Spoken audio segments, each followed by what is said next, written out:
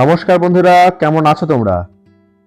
ভূত ভীষণ চ্যানেলের পক্ষ থেকে আমি শুভ শনিবার রাতে তোমাদের জন্য আরো একটি রোমহর্ষক কাহিনী নিয়ে হাজির হয়েছি।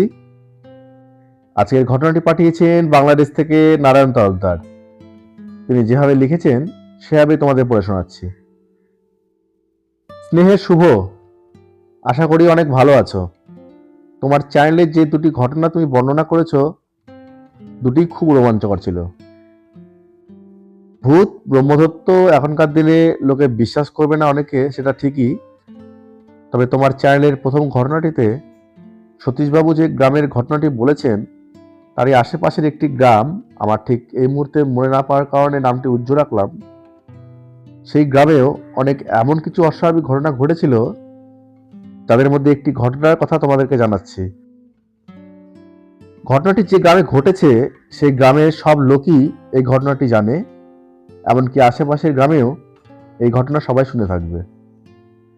সেই গ্রামে সীতানাথ আর ক্ষুদিরাম নামের দুজন লোক ছিল। সীতানাথের আর্থিক অবস্থা একসময় এতটাই খারাপ ছিল যে ছেলে মেয়েদের মুখে দুবেলা খাবার তুলে দেওয়ার ক্ষমতা ছিল না। খুব খারাপ অবস্থায় এসে পড়লে সীতানাথ গ্রামেরই ক্ষুদিরাম সরকারের কাছে গিয়ে 2 টাকা ধার চায়। সেই সময় 2 টাকার দাম কিন্তু অনেকটাই ছিল। ক্ষুদিরাম বাবু সীতানাথের পারিবারিক অবস্থার কথাটা জানতো, তাই সে তাকে 2 টাকা ধার দেয়।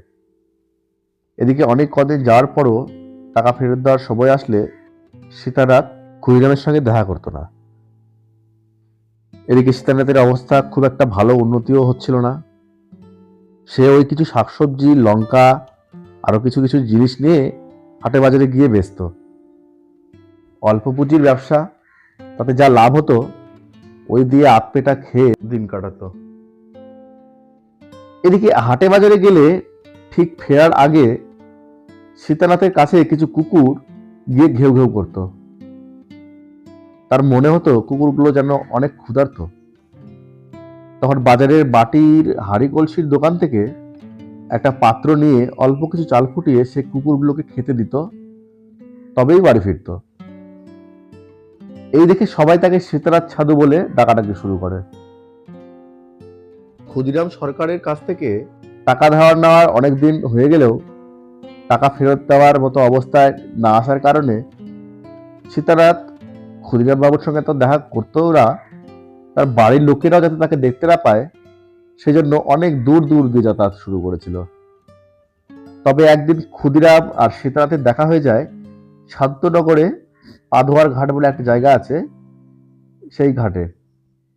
বলে রাখি, এই পাধোয়ার ঘাট হলো গুরনাই আর আত্রাই নদীর মিলনস্থল।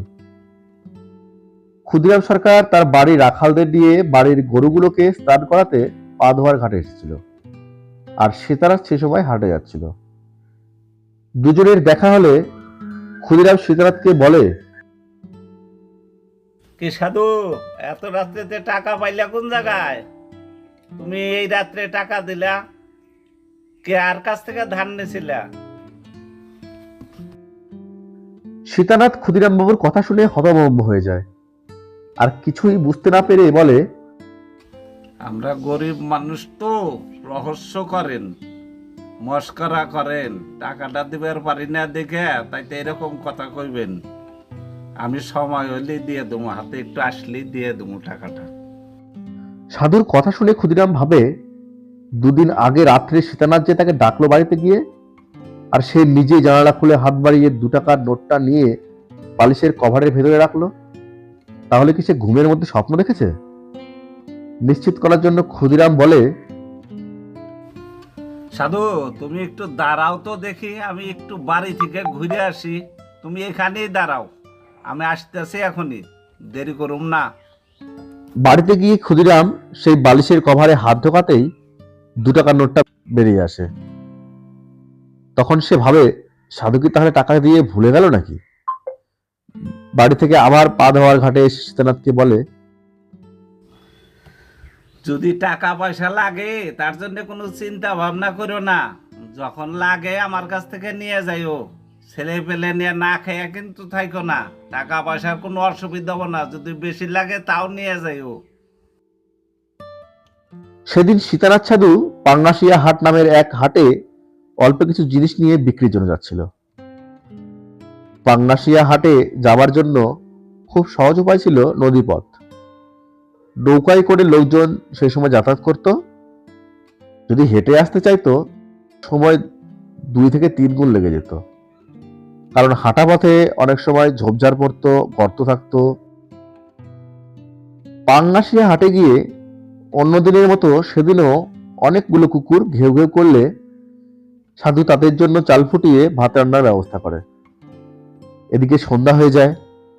আরো যাদের সঙ্গে একসঙ্গে সাধু নৌকা করে যাতায়াত করত তারা সাধুকে বারবার ডাকাডাকি করতে থাকে অনেকটা সময় পার হয়ে যাওয়ার জন্য। সাধু তাদের বলে, তোমরা একটু থামো, এই যে আমি চাল কয়টা ফুটিয়ে দিয়া কুত্তাগুলাকে একটু দিয়া আমি তাড়াতাড়ি চলে আসতেছি।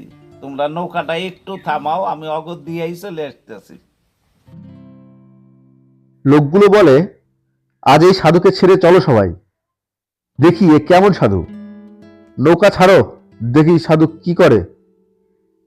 রোজ দিনই একই রকম শুরু করেছে। এই বলে সত্যি সত্যি নৌকা ছেড়ে দেয় তারা।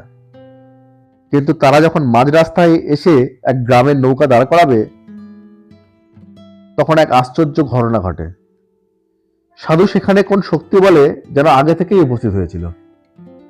দূর থেকে ঘাটের দিকে তাকাতেই লোকজন হকচকিয়ে যায়, আর এটা ভাবে যে আমরা সাধুকে না নিয়ে তো চলে এলাম, নদীপথে এসে যখন আমরা এখনো এই গ্রামে এসে পৌঁছতে পারলাম, সেখানে সাধু কিভাবে এখানে আগে এসে উপস্থিত হতে পারে? দৌড়ে দৌড়ে এলেও তো এখানে এত তাড়াতাড়ি আসা সম্ভব না। নৌকা মাঝ নদীতে থাকতেই সাধু পার থেকে চিৎকার করে নৌকার লোকেদের বলে, এই মাঝিদা, আমাকে রাইখে যাইও না, কিন্তু আমাকে ছেড়ে যাইও না, আমার বিপদ হবো তাহলে। যাই হোক, সেদিনের ঘটনার পর থেকে সাধুকে ছেড়ে কেউ আর চলে আসতো না। সে যতই দেরি হোক না কেন সাধুকে নিয়েই ফিরত। ঘটনার কথা আশপাশের সকল গ্রামে বারুদের মতো ছড়িয়ে পড়ে। ধীরে ধীরে সাধুর আর্থিক অবস্থাও ভালো হতে শুরু করে। যাতায়াতের জন্য নিজেই একটা নৌকা কিনে ফেলেছে। গ্রামের লোকজন ভাড়া নিয়ে যাতায়াত করত। ব্যবসায়ীরা ব্যবসার জন্য নৌকা নিয়ে অন্য অন্য গ্রামে যেত, আবার তাদের ব্যবসা হয়ে গেলে নৌকাটি সাধুকে দিয়ে যেত। কিছু মাস পরে ব্যবসায়ীদের কয়েকজন সাধুর নৌকাটি ভাড়া করে শীতলক্ষা নদী হয়ে নারায়ণগঞ্জে ব্যবসা করতে যায়। ঠিক 2 দিন পরে সূর্য ডোবা ডোবা হলে ব্যবসায়ীদের সাথে দেখা হয় সীতানাথ সাধুর। নদীর পার ধরে হাঁটতে হাঁটতে নারায়ণগঞ্জ পৌঁছালে ব্যবসায়ীরা সাধুকে বলে, কি গো, তুমি এখানে কি হবে, কি মনে করে এলে? সাধু তাদেরকে জানায়, আমার হঠাৎ একটু পশ্চিমে যাত্রা করার ইচ্ছা হয়েছে, তো তাই আমি বাড়ি থেকে বাড়ি আইছি। আমি মনে করলাম তোমার সাথে একটু নারায়ণগঞ্জে দেখা করে যাই, তাই নারায়ণগঞ্জের এখানটায় আইছি, তোমার সাথে দেখা কইরে তারপরে যাবো। ব্যবসায়ীরা সাধুকে বলে, তা বেশ করেছো, কিন্তু তুমি ফিরবে কবে বাড়িতে? আমরা তো পরশুই ফিরে যাব। সাধু তাদের জানায়, আমি কবে বাড়ি ফিরুম না ফিরুম ঠিক নাই, তো ভগবান জানে। আমি তোমরা বাড়িতে যাইয়া নৌকাটা ঘাটে বাঁধে লগে বসে টেটা বাড়ি পৌঁছে দিও, আমার বাড়ি ফিরে আর ঠিক নাই। এই বলে সাধু বেরিয়ে পড়ে। গ্রামের ব্যবসায়ীরা গ্রামে ফিরে নৌকা ঘাটে বেঁধে দিয়ে নৌকার ভাড়া বাবদ যা হয় সেটা দিতে সাধুর বাড়িতে যায়। সেখানে গিয়ে সকলে যা দেখে যেন আকাশ থেকে পড়ে সকলে। সাধুর ছেলে তাদের জানায় সাধু 2 দিন আগে সকালে দেহত্যাগ করেছে। ব্যবসায়ীরা সকলে তার বাড়ির লোকেদের জানায় ঠিক 2 দিন আগে সন্ধ্যায় সাধু নারায়ণগঞ্জ তাদের সঙ্গে দেখা করে কথা বলে, আর নৌকার কথা বললে সে বলে, তুমি ঘাটে বেঁধে দিও, দিয়ে বৈঠা আর ভাড়ার টাকা বাড়িতে পৌঁছে দিও। যেখানে সাধু সকালে মারা গেছে সেখানে সন্ধ্যাতে তাদের সঙ্গে কি করে কথা বলে সাধু? ঘটনার কথা সবাই শুনে যেন থ হয়ে যায়। তো ঘটনাটি এটুকুই ছিল। আমার পাঠানো এই ঘটনাটি যদি তোমার ভালো লাগে অবশ্যই চ্যানেলে পড়ে শুনিও।